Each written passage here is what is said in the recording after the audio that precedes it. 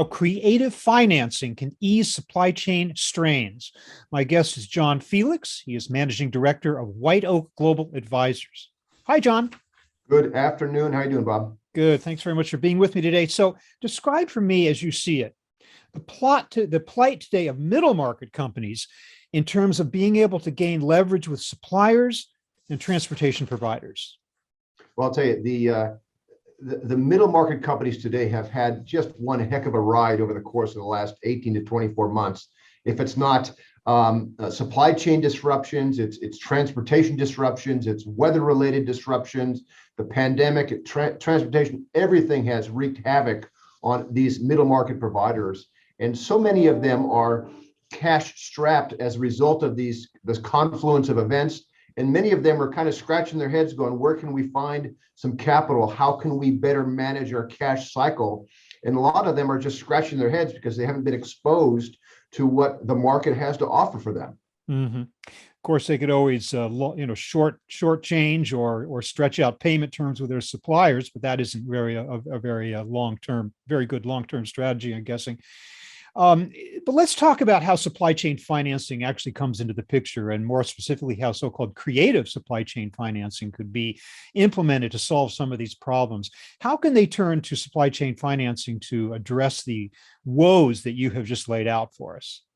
Well, first and foremost, you've got to find a good financing party that understands the plight of you as a potential borrower and make sure that that party has the appropriate product offering to meet your needs. Many lenders of these supply chain products have a box that they're trying to fit you in. Mm-hmm. So first, get to know your borrower, your lender, to make sure they have the capabilities to provide you with a menu of options. But in reality, accelerating the cash cycle is really the objective that these middle market companies are fighting for right now. And that comes in a variety of forms. First and foremost, as if you are a smaller company and you are selling a product, you would like to find an ability to accelerate the collection of those receivables. Now, I will tell you, and many of these companies are well aware of this, their ultimate customers as well have been impacted by a variety of factors. So they too are looking to use you as a vendor to finance their operations. So they're stretching out their payables as well.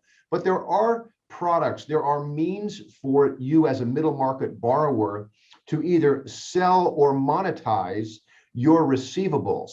Now, how you go about that is going to be a function of scale and the credit quality of the ultimate payor, the debtor of those receivables.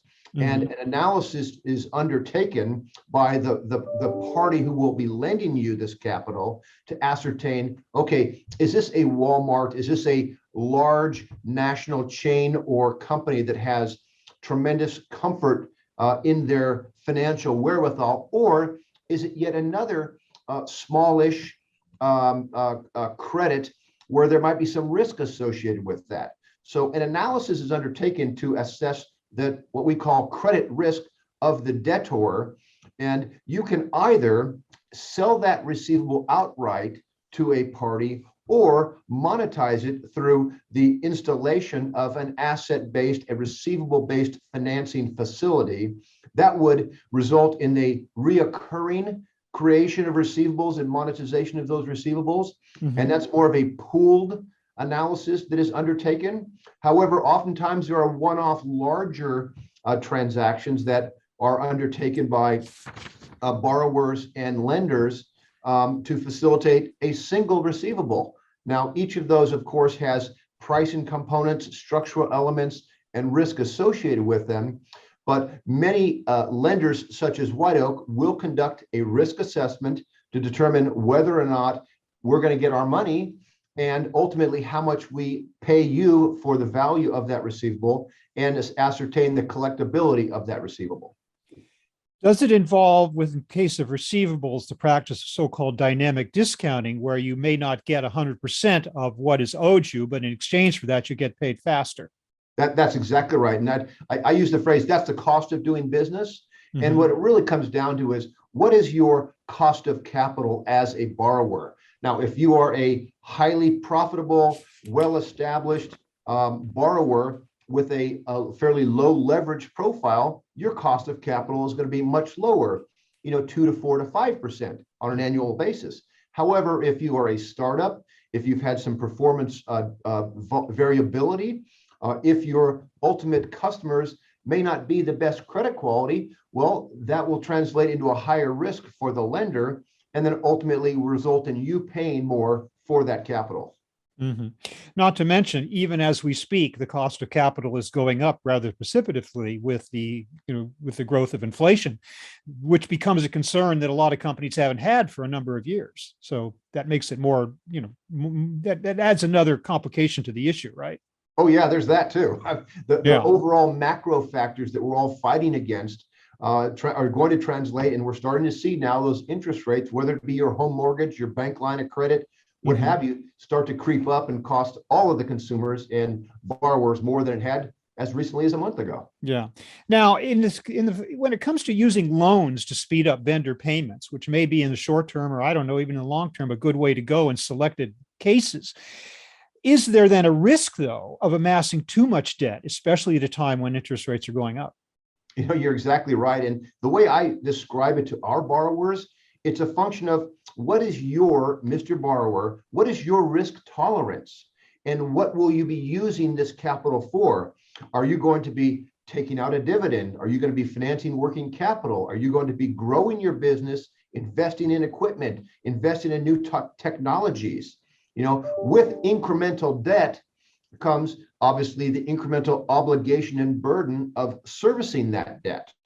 And these operational or these risk tolerances come in the form of operational risk, financial risk, technological risk. All of them have to be ascertained and evaluated before you determine how much, if any, incremental debt you put on your balance sheet. How do companies go about assessing the usability or the trust of non-bank parties involved in supply chain financing today, of which there are quite a few? How do we measure that against traditional bank financing? It's interesting that you bring that up because there are more and more what we call unregulated lenders entering into the space every day. Yeah. And where traditionally banks, commercial banks, be it regional or large national banks, have been the go-to provider of capital. However, they too they've been on a 10-year bull run of credit and performance as the economy has continued to operate on a very robust basis. Mm-hmm. But they too are starting to read the tea leaves and are starting to tighten up on their credit tolerance. Their credit filter is getting more fine and more fine.